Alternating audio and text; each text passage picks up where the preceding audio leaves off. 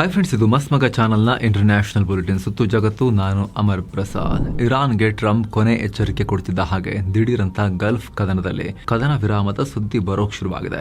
America ಮತ್ತು Iran ನಡುವೆ ಮಾತುಕತೆ ಶುರುವಾಗಿ 45 ದಿನದ ಕದನ ವಿರಾಮ ಮಾಡಿಕೊಳ್ಳೋಕೆ ಇಬ್ರು ಪ್ಲಾನ್ ಮಾಡಿದ್ದಾರೆ ಅಂತ ರಿಪೋರ್ಟ್ ಆಗ್ತಿದೆ. ಇನ್ನೊಂದು ಕಡೆ ಇಸ್ರೇಲ್ ತನ್ನ ಪಾಡಿಗೆ ಇರಾನ್ ರಾಜಧಾನಿಯಲ್ಲಿ ಬಾಂಬಿಂಗ್ ಶುರು ಮಾಡಿದ್ದು ಹಲವು ಟಾರ್ಗೆಟ್ಗಳನ್ನ ಹಿಟ್ ಮಾಡಿದೆ.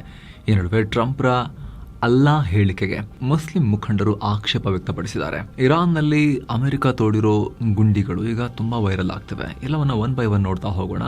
ಮೊದಲು ನಮ್ಮ ದೇಶದಲ್ಲಿ ಹೊರಬಿದ್ದಿರೋ ಒಂದು ದೊಡ್ಡ ಪಿತೂರಿಯ ಬಗ್ಗೆ ನಿಮಗೆ ಮಾಹಿತಿಯನ್ನ ಕೊಟ್ಬಿಡ್ತೇವೆ. ಏನಂದ್ರೆ, ಭಾರತ ಮತ್ತು ಪಾಕ್ ನಡುವೆ ಉದ್ವಿಗ್ನತೆ ಜಾಸ್ತಿ ಇರೋ ಹೊತ್ತಲ್ಲೇ ಉಗ್ರರ ಕರಾಳ ಕೆಲಸ ಜಗಜ್ಜಾಹೀರಾಗಿದೆ. ಈ ಸಲ ಮಕ್ಕಳು ಆಡೋ ಆಟಿಕೆಗಳು, ರಿಮೋಟ್ ಕಾರ್ಗಳನ್ನ ಬಳಸಿ ದಾಳಿ ಮಾಡೋಕೆ ಪಾಕ್ ಉಗ್ರರು ಮುಂದಾಗಿದ್ರು ಅಂತ ಗೊತ್ತಾಗಿದೆ. ದಿಲ್ಲಿಯ ಸ್ಪೆಷಲ್ ಫೋರ್ಸ್ ಮುಂಬೈನಲ್ಲಿ ಆಪರೇಷನ್ ಮಾಡಿ ಇಬ್ಬರು ಶಂಕಿತ ಉಗ್ರಗಾಮಿಗಳನ್ನ ಸೆರೆ ಹಿಡಿದಿತ್ತು. ಬಂಧಿತರನ್ನ ಮೊಸಾಬ್ ಅಹಮದ್ ಅಲಿಯಾಸ್ ಕಲಾಂ ಮತ್ತು ಮೊಹಮ್ಮದ್ ಹಮಾದ್ ಅಂತ ಗುರುತಿಸಲಾಗಿದೆ. ಮುಂಬೈನ ಕುರ್ಲಾ ಮತ್ತು ಖಡಾವ್ಲಿಯಲ್ಲಿ ಮಹಾರಾಷ್ಟ್ರ ATS ಜೊತೆ ಸೇರಿ ಜಂಟಿ ಕಾರ್ಯಾಚರಣೆ ನಡೆಸಿ ಈ ಅರೆಸ್ಟ್ ಮಾಡಲಾಗಿದೆ. ಈಗ ಇವರ ಹಿನ್ನೆಲೆ ಚೆಕ್ ಮಾಡಿದಾಗ ದೊಡ್ಡ ಪಿತೂರಿ ಹೊರಬಂದಿದೆ. ಇವರು ರಿಮೋಟ್ ಕಂಟ್ರೋಲ್ಡ್ ಆಟದ ಸಾಮಾನುಗಳನ್ನು ಬಳಸಿ, ಆಟಿಕೆ ಕಾರುಗಳನ್ನು ಬಳಸಿ ಉಗ್ರ ದಾಳಿ ಮಾಡೋಕೆ ಪ್ಲಾನ್ ಹಾಕೊಂಡಿದ್ರು ಅಂತ ಪೊಲೀಸರು ಹೇಳ್ತಿದ್ದಾರೆ. ಹೇಗೆ ದಾಳಿ ಮಾಡ್ತಾ ಇದ್ರು ಅದನ್ನ ಪೊಲೀಸರು ಅಧಿಕೃತವಾಗಿ ಹೇಳಿಲ್ಲ. ಆದ್ರೆ ಈ ಆಟಿಕೆ ಕಾರಲ್ಲಿ ಸ್ಫೋಟಕ ಇಟ್ಟು ಅದನ್ನ ತಮ್ಮ ಟಾರ್ಗೆಟ್ ಕಡೆಗೆ ರಿಮೋಟ್ ಮೂಲಕ ಓಡಿಸಿ ಸ್ಫೋಟ ಮಾಡೋದು ಇವರ ಸ್ಕೆಚ್ ಆಗಿತ್ತು ಅಂತ ರಿಪೋರ್ಟ್ಸ್ ಬರ್ತಾ ಇವೆ.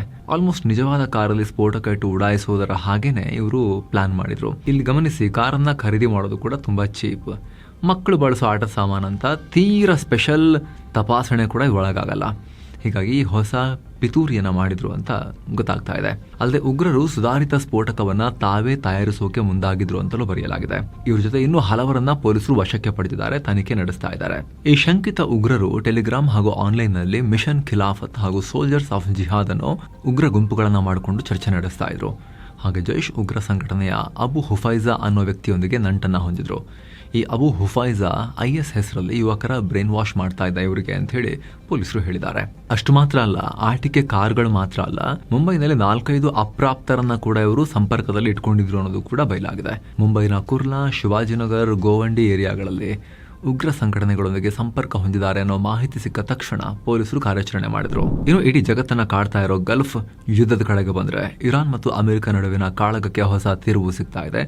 ಅಮೆರಿಕ ಮತ್ತು ಇರಾನ್ ಮಧ್ಯವರ್ತಿಗಳ ಮೂಲಕ 45 ದಿನಗಳ ಕದನ ವಿರಾಮ ಒಪ್ಪಂದಕ್ಕಾಗಿ ರಹಸ್ಯ ಮಾತುಕತೆ ಮಾಡ್ತಾ ಇವೆ ಅಂತ ಅಮೆರಿಕದ ಆಕ್ಸಿಯೋಸ್ ಮಾಧ್ಯಮ ರಿಪೋರ್ಟ್ ಮಾಡಿದೆ. ಪಾಕಿಸ್ತಾನ, ಈಜಿಪ್ಟ್ ಮತ್ತು ಟರ್ಕಿಯ ಈ ಮೀಡಿಯೇಷನ್ ಮೂಲಕ, ಅಂದ್ರೆ ಇವರ ಮಧ್ಯಸ್ಥಿಕೆಯಲ್ಲಿ ಡೀಲ್ ನಡೀತಾ ಇದೆ. ಇಲ್ಲಿ 2 ಹಂತದ ಕದನ ವಿರಾಮದ ಬಗ್ಗೆ ಚರ್ಚೆಯಾಗ್ತಾ ಇದೆ ಅಂತ ಹೇಳಿ ರಿಪೋರ್ಟ್ ಮಾಡಿದ್ದಾರೆ ಇವರು. ಅಧಿಕೃತ ಮಾಹಿತಿಯಲ್ಲ, ಇದು ಆಕ್ಸಿಯೋಸ್ನ ರಿಪೋರ್ಟ್.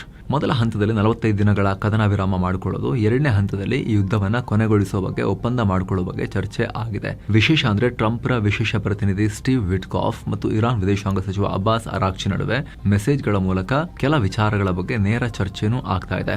ಆದರೆ ಇರಾನ್ ತನ್ನ ಪ್ರಮುಖ ಅಸ್ತ್ರಗಳಾದ ಹಾರ್ಮುಜ್ ಜಲಸಂಧಿ ಮತ್ತು ಯುರೇನಿಯಂ ಅನ್ನು ಒಪ್ಪಿಸೋಕೆ ಸುಲಭವಾಗಿ ರೆಡಿ ಇಲ್ಲ.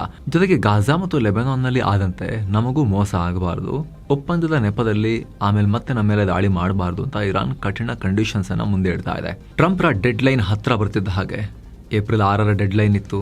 ಆಮೇಲೆ ಅದನ್ನ ಸೀದಾ ಸೋಮವಾರದಿಂದ ಮಂಗಳವಾರಕ್ಕವರು ಇನ್ನೊಂದು 24 ಅವರ್ಸ್ ಎಕ್ಸ್ಟೆಂಡ್ ಮಾಡ್ದಂಗೆ ಮಾಡಿದ್ದಾರೆ ಟ್ರಂಪ್ ಈಗ.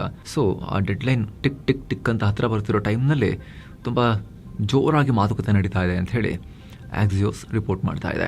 ಹಾಗೆ ಈಗ ಆಲ್ರೆಡಿ ಟ್ರಂಪ್ ಹಾರ್ಮುಜ್ ಓಪನ್ ಮಾಡೋಕೆ ಮಂಗಳವಾರ ರಾತ್ರಿ 8 ಗಂಟೆವರೆಗೆ ಲಾಸ್ಟ್ ಚಾನ್ಸ್ ಕೊಟ್ಟಿದ್ದಾರೆ. ಒಂದು ವೇಳೆ ಈ ಒಪ್ಪಂದ ಆಗದೇ ಇದ್ರೆ ಇರಾನ್ನ ಮೂಲೆಯಲ್ಲೂ ಸ್ಫೋಟಕ ಹಾಕಿ ಧ್ವಂಸ ಮಾಡ್ತೀವಿ ಅಂತ ಹೇಳಿದ್ದಾರೆ. ಆ ಕಡೆ ಇರಾನ್ನ IRGC ಕೂಡ ಯಾವುದಕ್ಕೂ ಬಗ್ಗದೆ ಅಮೆರಿಕ ಮತ್ತು ಇಸ್ರೇಲ್ಗೆ ಹಾರ್ಮುಜ್ ಅನ್ನ ಓಪನ್ ಮಾಡಕ್ಕೆ ನಾವು ಬಿಡಲ್ಲ ಅಂತ ಹೇಳಿದೆ. ಸೊ ಈಗ ಬಹಳ ಕ್ರೂಷಿಯಲ್ ಸ್ಟೇಜ್ ನಲ್ಲಿದೆ ಈ ಕಾನ್ಫ್ಲಿಕ್ಟ್.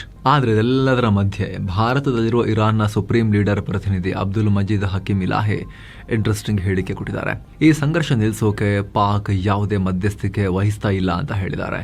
ಈ ಯುದ್ಧದ ಮಧ್ಯಸ್ಥಿಕೆಯಲ್ಲಿ ಪಾಕಿಸ್ತಾನದ ಯಾವ ಪಾತ್ರವೂ ಇಲ್ಲ. ಜಾಗತಿಕ ತೈಲ ಬೆಲೆಯನ್ನು ಕಂಟ್ರೋಲ್ ಮಾಡೋಕೆ ಪಾಕ್ ಆಡ್ತಿರೋ ಡ್ರಾಮಾ ಇದು. ಯುದ್ಧ ನಿಲ್ಲಿಸೋದ್ರ ಬಗ್ಗೆ ಯಾರಿಗೂ ಸೀರಿಯಸ್ನೆಸ್ ಇಲ್ಲ ಅಂತ ಹೇಳಿದ್ದಾರೆ. ಇದೇ ವೇಳೆ ಈ ಯುದ್ಧವನ್ನು ನಿಲ್ಲಿಸುವಲ್ಲಿ ಭಾರತ ಸೇರಿ ಎಲ್ಲ ರಾಷ್ಟ್ರಗಳು ಪಾಸಿಟಿವ್ ರೋಲ್ ನಿಭಾಯಿಸಬೇಕು ಅನ್ನೋ ಹೇಳಿಕೆಯನ್ನು ಕೂಡ ಕೊಟ್ಟಿದ್ದಾರೆ. ಇನ್ನೊಂದು ಕಡೆ ಇರಾನ್ನ ರಾಜತಾಂತ್ರಿಕ ಅಧಿಕಾರಿಗಳು ಟ್ರಂಪ್ ರನ್ನ ಗೇಲಿ ಮಾಡೋಕೆ ಶುರು ಮಾಡಿದ್ದಾರೆ. ಇರಾನ್ನ ಶಿಲಾಯುಗಕ್ಕೆ ಕರ್ಕೊಂಡು ಹೋಗ್ತೀವಿ ಅಂತ ಟ್ರಂಪ್ ಹೇಳಿದ್ರಲ್ಲ, ಅದಕ್ಕೀಗ ಥೈಲ್ಯಾಂಡ್ನಲ್ಲಿರೋ ಇರಾನ್ ಎಂಬಸಿ ರಿಯಾಕ್ಟ್ ಮಾಡಿದೆ. ಟ್ರಂಪ್ ಒಳ್ಳೆ ಟೀನೇಜರ್ಗಳ ಹಾಗೆ ಬಾಲಿಶವಾಗಿ ಮಾತನಾಡ್ತಿರೋದು ನೋಡಿದ್ರೆ ಗೊತ್ತಾಗುತ್ತೆ. ಅಮೆರಿಕ ನಿರೀಕ್ಷೆಗಿಂತ ಬೇಗನೆ ಶಿಲಾಯುಗಕ್ಕೆ ವಾಪಸ್ ಹೋಗ್ತಿದೆ ಅಂತ ಪೋಸ್ಟ್ ಹಾಕಿದ್ದಾರೆ. ಅತ್ತ ಹಾರ್ಮುಜ್ ಓಪನ್ ಮಾಡ್ರು ಅಂತ ರೊಚ್ಚಿಗೆದ್ದು ಟ್ರಂಪ್ ಪೋಸ್ಟ್ ಹಾಕಿದ್ಮೇಲೆ ಅದಕ್ಕೂ ಕೂಡ ಇರಾನ್ ಗೇಲಿ ಮಾಡಿದೆ. ಜಿಂಬಾಬ್ವೆನಲ್ಲಿರೋ ಇರಾನ್ ಎಂಬಸಿ ರಿಯಾಕ್ಟ್ ಮಾಡಿ, ಅಯ್ಯೋ ಓಪನ್ ಮಾಡೋಕೆ ಕೀ ಕಳೆದು ಹೋಗಿದ್ಯಲ್ಲ ಅಂತ ಪೋಸ್ಟ್ ಹಾಕಿದೆ. ಇನ್ನೊಂದ್ ಕಡೆ ಸೌತ್ ಆಫ್ರಿಕಾದಲ್ಲಿರೋ ಇರಾನ್ ಎಂಬಸಿ ಕೀ ಹೂಕುಂಡದ ಕೆಳಗಡೆ ಇಟ್ಟಿದ್ದೀವಿ, ಕೇವಲ ಫ್ರೆಂಡ್ಸ್ಗೆ ಮಾತ್ರ ಓಪನ್ ಮಾಡ್ತೀವಿ ಅಂತ ಕಾಲೆಳೆದಿದೆ. ಏನು ಸ್ನೇಹಿತರೆ, 13 ದಿನಗಳ ಫುಲ್ ಚಾರ್ ಧಾಮ್ ಯಾತ್ರೆ, ಟೋಟಲ್ ಪ್ಯಾಕೇಜ್ ಇದು, ಆಲ್ ಇನ್ಕ್ಲೂಸಿವ್ ಪ್ಯಾಕೇಜ್.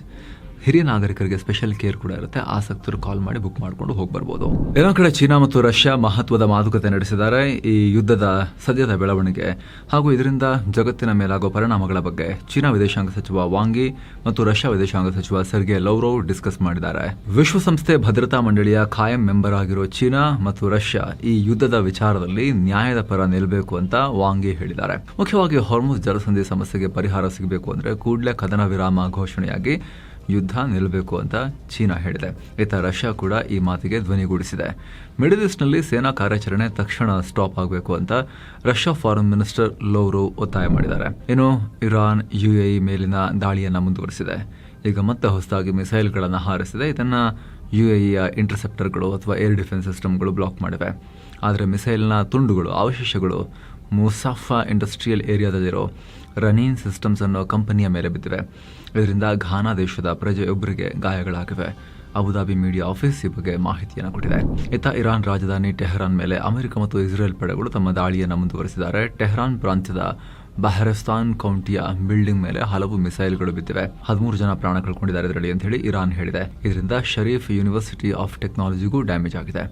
ಅಷ್ಟೇ ಅಲ್ಲ, ಯೂನಿವರ್ಸಿಟಿಯ ಟೆಕ್ ಸೆಂಟರ್, ಮಸೀದಿ ಮತ್ತು ಗ್ಯಾಸ್ ಸ್ಟೇಷನ್ ಕೂಡ ಡ್ಯಾಮೇಜ್ ಆಗಿವೆ. ಇದರಿಂದ ಆ ಭಾಗದಲ್ಲಿ ಗ್ಯಾಸ್ ಸಪ್ಲೈ ಕೂಡ ಕಟ್ ಆಗಿದೆ. ಇದೇ ವೇಳೆ ಇರಾನ್ನ ಹೆವಿ ವಾಟರ್ ಫೆಸಿಲಿಟಿ ಮೇಲೂ ಕೂಡ ಇಸ್ರೇಲ್ ದಾಳಿ ಮಾಡಿದೆ. ಇದು ಇರಾನ್ನ ಮೆಡಿಸಿನ್ ಇಂಡಸ್ಟ್ರಿಗೆ ತುಂಬಾ ಇಂಪಾರ್ಟೆಂಟ್ ಇನ್ಫ್ರಾಸ್ಟ್ರಕ್ಚರ್ ಆಗಿತ್ತು.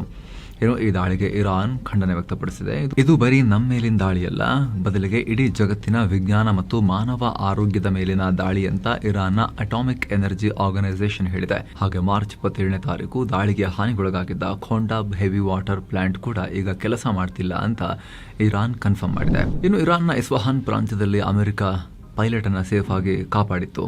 ಈಗ ಆ ಏರಿಯಾದ ಸ್ಯಾಟಲೈಟ್ ಇಮೇಜಸ್ ಅನ್ನ ಏರ್ಬಸ್ ಸಂಸ್ಥೆ ರಿಲೀಸ್ ಮಾಡಿದೆ. ಈ ಫೋಟೋಗಳಲ್ಲಿ ರಸ್ತೆಗಳ ಮೇಲೆ ದೊಡ್ಡ ಗುಂಡಿಗಳು ಬಿದ್ದಿರೋದು ಕ್ಲಿಯರ್ ಆಗಿ ಕಾಣಿಸ್ತಾ ಇದೆ. ಡ್ಯಾಮೇಜ್ ಆಗಿದ್ದ ತಮ್ಮದೇ ಏರ್ ಕ್ರಾಫ್ಟ್ ಗಳನ್ನ ಅಮೆರಿಕ ಪಡೆಗಳು ನಾಶ ಮಾಡಿಬಿಟ್ಟು ಬಂದ್ವಲ್ಲ, ಇರಾನ್ ಕೈ ಸಿಗಬಾರದು ಅಂತ ಆ ಏರ್ ಸ್ಟ್ರಿಪ್ ನಿಂದ 20 ಕಿಲೋಮೀಟರ್ ದೂರದಲ್ಲಿ ಈ ರಸ್ತೆಗಳಿವೆ. ಇಲ್ಲಿನ ಬೇರೆ ಬೇರೆ ರಸ್ತೆಗಳ ಮೇಲೆ ಬರೋಬ್ಬರಿ 28 ಗುಂಡಿಗಳು ಬಿದ್ದಿವೆ. ಒಂದರ ಹಿಂದೊಂದು ಸೀರಿಯಲ್ ಆಗಿ ಬಿದ್ದಿರೋ ಈ ಗುಂಡಿಗಳು ಸುಮಾರು 9 ಮೀಟರ್ ಅಗಲ ಇವೆ.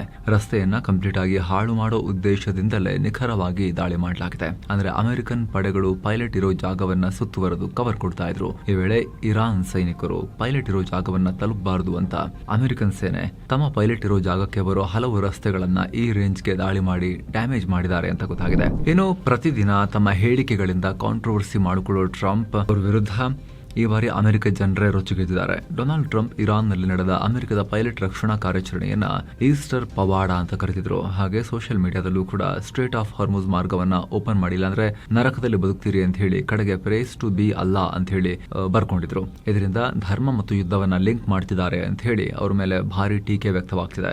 ರಿಪಬ್ಲಿಕನ್ ಪಾರ್ಟಿಯ ಮಾಜಿ ಪ್ರತಿನಿಧಿ ಮಾರ್ಜರಿ ಟೇಲರ್ ಗ್ರೀನ್ ಟ್ರಂಪ್ ಕ್ರಿಶ್ಚಿಯನ್ ಮೌಲ್ಯಗಳಿಗೆ ದ್ರೋಹ ಮಾಡ್ತಿದ್ದಾರೆ ಅಂತ ಹೇಳಿ ಅವ್ರದೇ ಪಾರ್ಟಿಯವರು ಟೀಕೆ ಮಾಡಿದ್ದಾರೆ. ಅತ್ತ ಅಮೆರಿಕದ council on American Islamic relations ಕೂಡ ಟ್ರಂಪ್ ಹೇಳಿಕೆಯನ್ನ ಖಂಡಿಸಿದೆ. ಇಸ್ಲಾಂ ಟೀಕಿಸುವುದು ಮತ್ತು ನಾಗರಿಕ ಮೂಲಸೌಕರ್ಯಗಳ ಮೇಲೆ ದಾಳಿ ಮಾಡ್ತೀನಿ ಅಂತ ಹೇಳಿ ಓಪನ್ ಬೆದರಿಕೆ ಹಾಕೋದು ತುಂಬಾ ಅಪಾಯಕಾರಿ ಅಂತ ಹೇಳಿದೆ. ಬೆದರಿಕೆ ಹಾಕುವಾಗ ಪ್ರೇಸ್ ಬಿ ಟು ಅಲ್ಲಾ ಅಂತ ಹೇಳಿ ಮುಸ್ಲಿಮರ ನಂಬಿಕೆಗೆ, ಅವರ ಭಾವನೆಗೆ ಧಕ್ಕೆ ಮಾಡಿದ್ದಾರೆ ಅಂತ ಹೇಳಿ ಅಮೆರಿಕದಲ್ಲಿರೋ ಇಸ್ಲಾಮಿಕ್ ಕೌನ್ಸಿಲ್ ದೂರಿದೆ.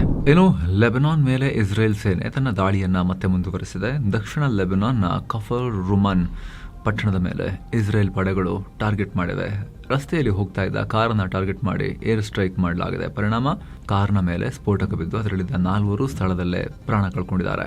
ಇನ್ನು ಕಳೆದ ಭಾನುವಾರ ಅಂದ್ರೆ ಕ್ರಿಶ್ಚಿಯನ್ನರ ಪವಿತ್ರ ಹಬ್ಬ ಈಸ್ಟರ್ ಸಂಡೇ ದಿನ ಇಸ್ರೇಲ್ ದಾಳಿಗೆ ಕನಿಷ್ಠ 11 ಜನ ಮೃತಪಟ್ಟಿರೋದು ಗೊತ್ತಾಗಿದೆ. ಸೌತ್ ಲೆಬನಾನ್ನ ಕಫರ್ ಹಟ್ಟ ಪಟ್ಟಣದ ಮೇಲಿನ ದಾಳಿಯಲ್ಲಿ 7 ಜನ ಹಾಗೂ ಜ್ನಾ ಪ್ರದೇಶದಲ್ಲಿ 4 ಪ್ರಾಣ ಕಳ್ಕೊಂಡಿದ್ರು ಅಂತ ರಿಪೋರ್ಟ್ ಆಗಿದೆ. ಇನ್ನು ಇಸ್ರೇಲ್ ಮೇಲಿನ ಇರಾನ್ ದಾಳಿ ಕಂಟಿನ್ಯೂ ಆಗಿದೆ. ಟೆಲ್ ಅವ್ಯೂ, ಗುಶ್ಡಾನ್ ಮತ್ತು ಬ್ನಿಬ್ರಾಕ್ ಪ್ರದೇಶಗಳ ಮೇಲೆ ಇರಾನ್ ದಾಳಿ ಮಾಡಿದೆ. ಈ ಬಗೆಗಿನ ದೃಶ್ಯಗಳು ವೈರಲ್ ಆಗಿದ್ದು, ದಾಳಿಯಾದ ಪ್ರದೇಶದಲ್ಲಿ ದಟ್ಟ ಹೊಗೆ ಆವರಿಸಿರೋದು ಕಂಡುಬಂದಿದೆ. ಇತ್ತ ಮತ್ತೆ ಹೈಫಾ ನಗರದ 10ಕ್ಕೂ ಅಧಿಕ ಕಡೆಗಳಲ್ಲಿ ಇರಾನ್ ಮಿಸೈಲ್ಗಳು ಅಪ್ಪಳಿಸಿವೆ. ಪರಿಣಾಮ ಕೆಲ ವಾಹನಗಳು ಬೆಂಕಿಗೆ ಆಹುತಿಯಾಗಿವೆ. ಆದರೆ ಅದೃಷ್ಟವಶಾತ್ ಈ ದಾಳಿಯಲ್ಲಿ ಯಾವುದೇ ಪ್ರಾಣಾಪಾಯ ಉಂಟಾಗಿಲ್ಲ. ಏನು ಉತ್ತರ ಮತ್ತು ಮಧ್ಯ ಇಸ್ರೇಲ್ನಾದ್ಯಂತ ಏರ್ ರೈಡ್ನ ಸೈರನ್ಗಳು ಮೊಳಗಿವೆ. ಹೀಗಾಗಿ ಸೇಫ್ ಜಾಗಗಳಿಗೆ ತೆರಳಿ ಅಂತ ತನ್ನ ಪ್ರಜೆಗಳಿಗೆ ಇಸ್ರೇಲ್ ಮತ್ತೆ ಅಲರ್ಟ್ ನೀಡಿದೆ. ಇನ್ನೊಂದು ಕಡೆ ಮಧ್ಯ ಇಸ್ರೇಲ್ನ ಕನಿಷ್ಠ 15 ಕಡೆಗಳಲ್ಲಿ ಕ್ಷಿಪಣಿಗಳ ಕುರುಹುಗಳು ಪತ್ತೆಯಾಗಿವೆ. ಇಸ್ರೇಲ್ನ ಪೆಟಾಕ್ ಟಿಕ್ವಾ ನಗರದಲ್ಲಿ ಇಂಟರ್ಸೆಪ್ಟರ್ ಮಿಸೈಲ್ ಬಿದ್ದು ಮಹಿಳೆಯೊಬ್ಬರು ಗಂಭೀರವಾಗಿ ಗಾಯಗೊಂಡಿದ್ದಾರೆ.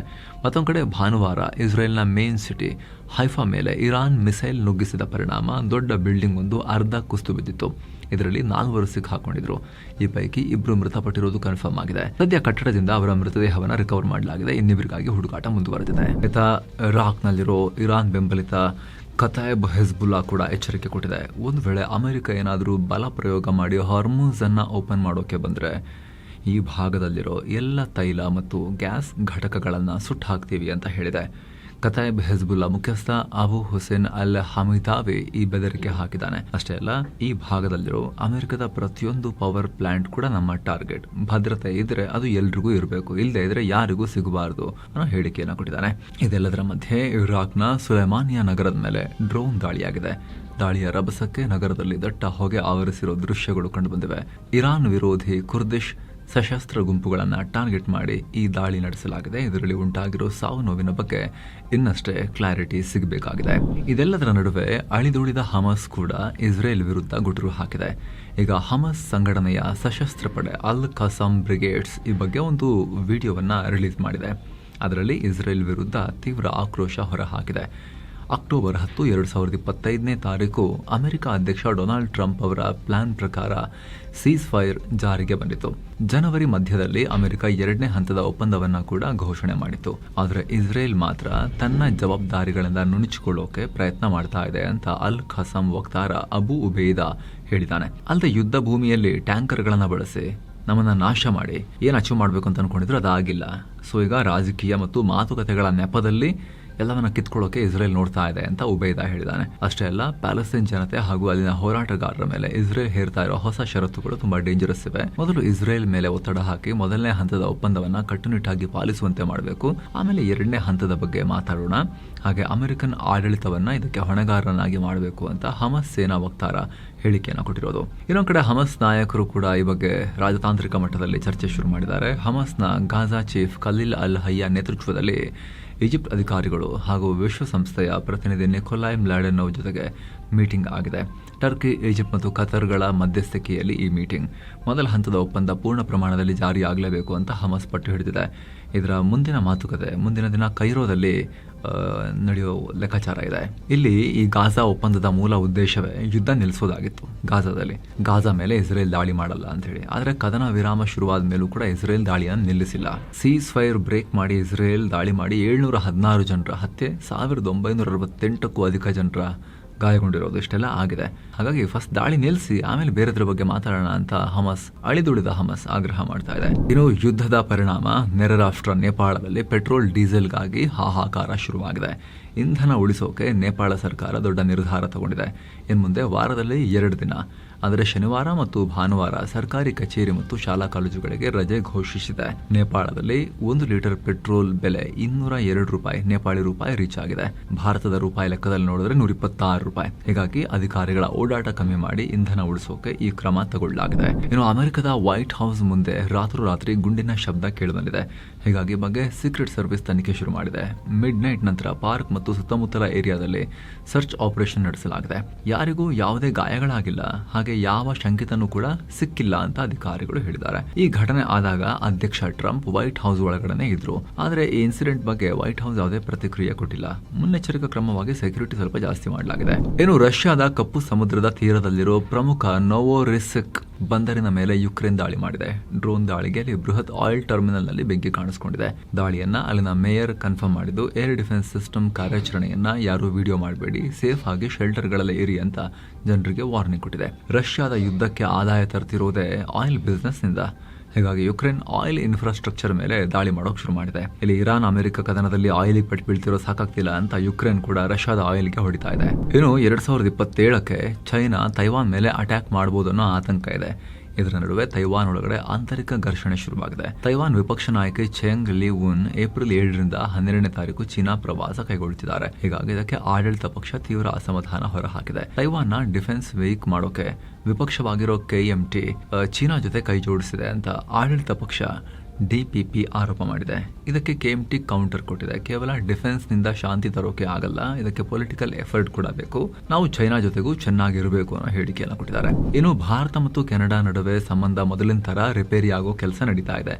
ಇದೇ ಹೊತ್ತಲ್ಲಿ ಹಿರಿಯ ರಾಜತಾಂತ್ರಿಕ ಮಹಾವೀರ್ ಸಿಂಘ್ವಿ ಟೊರಾಂಟೊದಲ್ಲಿ ಭಾರತದ ಹೊಸ ಕಾನ್ಸುಲ್ ಜನರಲ್ ಆಗಿ ಅಧಿಕಾರ ಸ್ವೀಕರಿಸಿದ್ದಾರೆ. ಇವರು 1999 ಬ್ಯಾಚ್ನ IFS ಆಫೀಸರ್. ಈ ಮೊದಲು ಭಾರತದ ವಿದೇಶಾಂಗ ಸಚಿವಾಲಯದಲ್ಲಿ ಅಡಿಷನಲ್ ಸೆಕ್ರೆಟರಿ ಆಗಿ ಕೆಲಸ ಮಾಡಿದ್ರು. ಎಮರ್ಜಿಂಗ್ ಟೆಕ್ನಾಲಜಿ ವಿಭಾಗದಲ್ಲಿ 25 ವರ್ಷಗಳ ಕಾಲ ಕೆಲಸ ಮಾಡಿರೋ ಎಕ್ಸ್ಪೀರಿಯನ್ಸ್ ಇವರಿಗಿದೆ. ಸೊ ಫ್ರೆಂಡ್ಸ್, ಇದಾಗಿತ್ತು ಇವತ್ತಿನ ಜಗತ್ತಿನ ಸುತ್ತಾಟ. ಥ್ಯಾಂಕ್ ಯು ಸೋ ಮಚ್ ಸ್ನೇಹಿತರೆ. ವಿಡಿಯೋ ಕೆಳಗಡೆ ಜಾಯಿನ್ ಬಟನ್ ಇದೆ. ಆಸಕ್ತ ವೀಕ್ಷಕರು ಅದ್ರ ಮೇಲೆ ಕ್ಲಿಕ್ ಮಾಡೋ ಮೂಲಕ ಮಸ್ತ್ ಮಗ ಪ್ರೀಮಿಯಂ ಮೆಂಬರ್ಸ್ ಆಗ್ಬೋದು. ಎಲ್ಲ ಮೆಂಬರ್ ಓನ್ಲಿ ವಿಡಿಯೋಸನ್ನು ಆ ಮೂಲಕ ನೋಡೋಕೆ ಶುರು ಮಾಡ್ಬೋದು. ಎಲ್ಲಕ್ಕಿಂತ ಹೆಚ್ಚಾಗಿ ನಿಮ್ಮ ಒಂದೊಂದು ಮೆಂಬರ್ಶಿಪ್ ಕೂಡ ನಮ್ಮ ಇಡೀ ತಂಡಕ್ಕೆ ನೀವು ಕೊಡೋ ಅತಿ ದೊಡ್ಡ ಬೆಂಬಲ. ಆಸಕ್ತರು ಜಾಯಿನ್ ಬಟನ್ ಚೆಕ್ ಮಾಡಿ ಮತ್ತೆ ಭೇಟಿ ಆಗ್ತಿರೋಣ ಸ್ನೇಹಿತರೆ. ನಮಸ್ಕಾರ.